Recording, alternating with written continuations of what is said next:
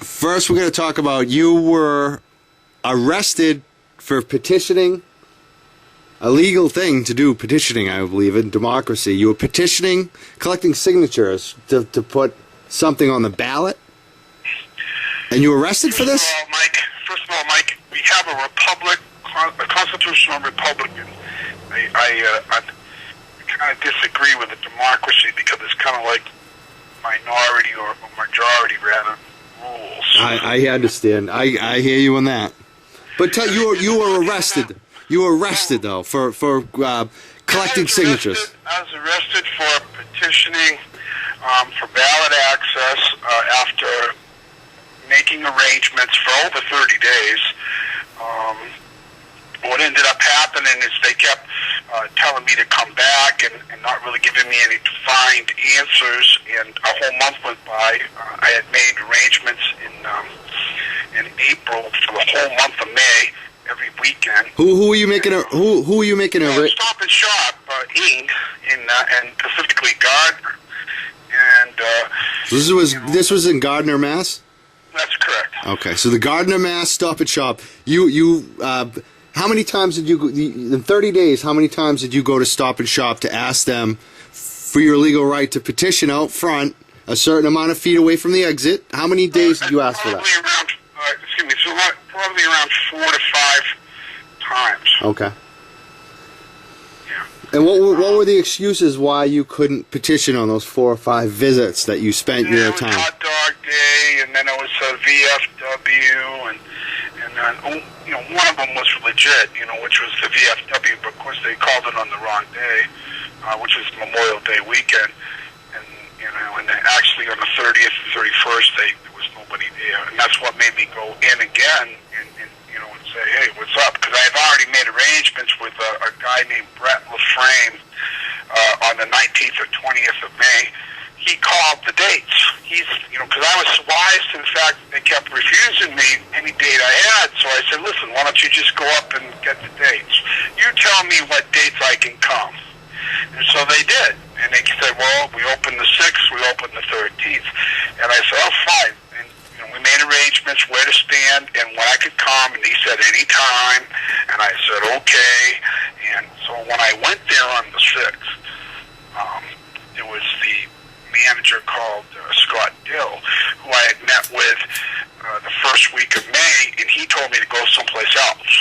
And this is what made me come to have to call an attorney and have him explain batch holders versus outlet stores, and what the documents state about legally petitioning in plazas and so forth. So basically, in Massachusetts, you were allowed to petition in shopping centers at a certain designated area, and you were complying with the law, and you were informing this Stop and Shop manager of the law. Is that correct? Yeah, we did that prior to going there, and unfortunately, we were arrested anyway. So wait. You were. That's what I don't get. You didn't break any law. How did you get arrested? Did Dill have something to do? It was simple. I went into the store on the 6th. Everything was under camera and filmed. And I went into the store on the 6th, and it basically came back. I basically went into the store. I asked for the manager. The manager didn't show up for a few minutes, so I went in and told the personnel that I'd be waiting outside. And I already had permission to start petitioning, and I started to petition to get signatures, solicit, should we say, and 2 people signed. Only asked 2 people, and 3 or 4 people went by me and didn't stop or say anything, and I didn't say nothing to them.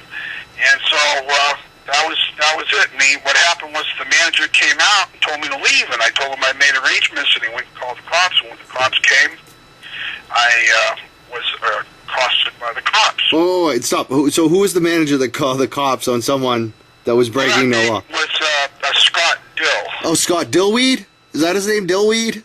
Oh, okay. No, I mean, you can't make this up. This is this. Put me in a pickle, so I kind of thought of him as Dill Pickle. Yeah, it's like you can't make this up. This is America. You're supposed to be able to follow the law and not get arrested and not have some guy named Dill call the cops on you.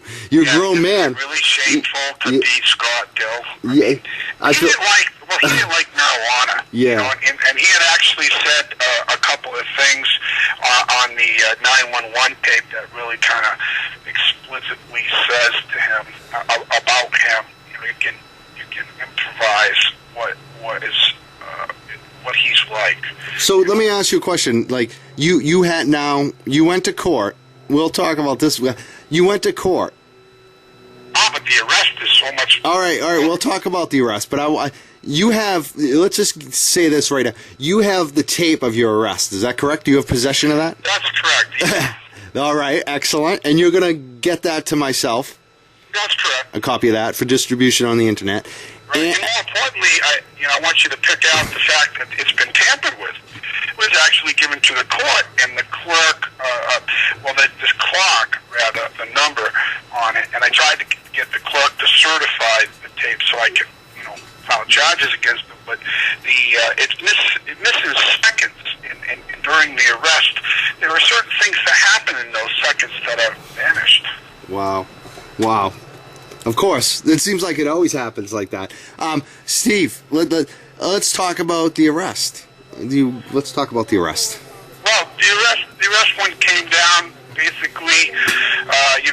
Who are you? And of course, I used my Miranda rights. I didn't say a word. Basically, told them I didn't have to talk to you because you see, I don't have to talk to a police officer investigating me.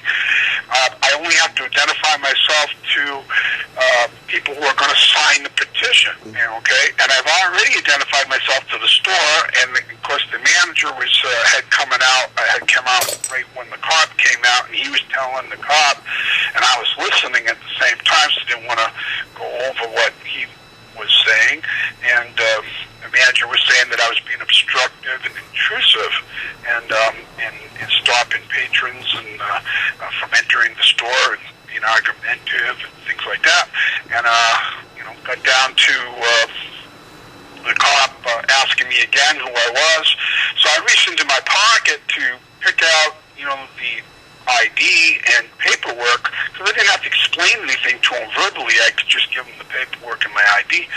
And he slapped it out of my hands, and everything went on the ground, the petition, everything.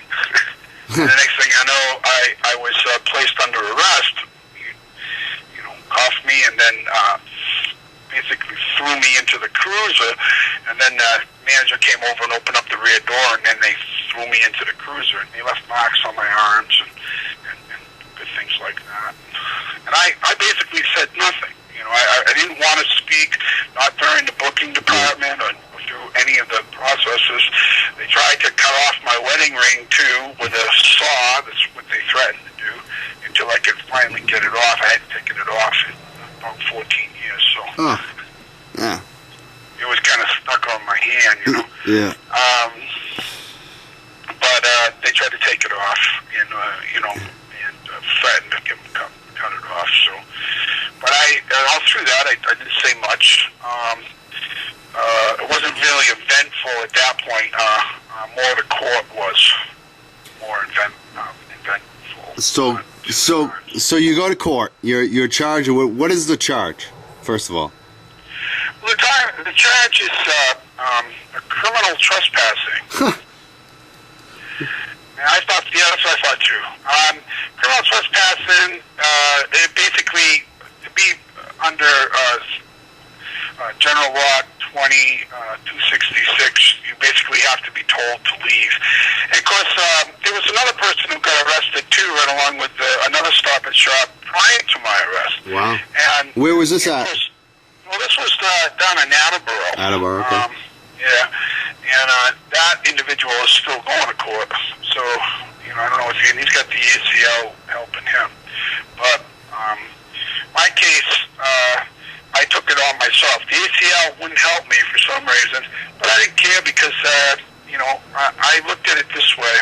I said to myself, well, if I'm left out to dry, crash and burn, I'm not going down alone. So I just hit him with everything I could. Filed 21 motions.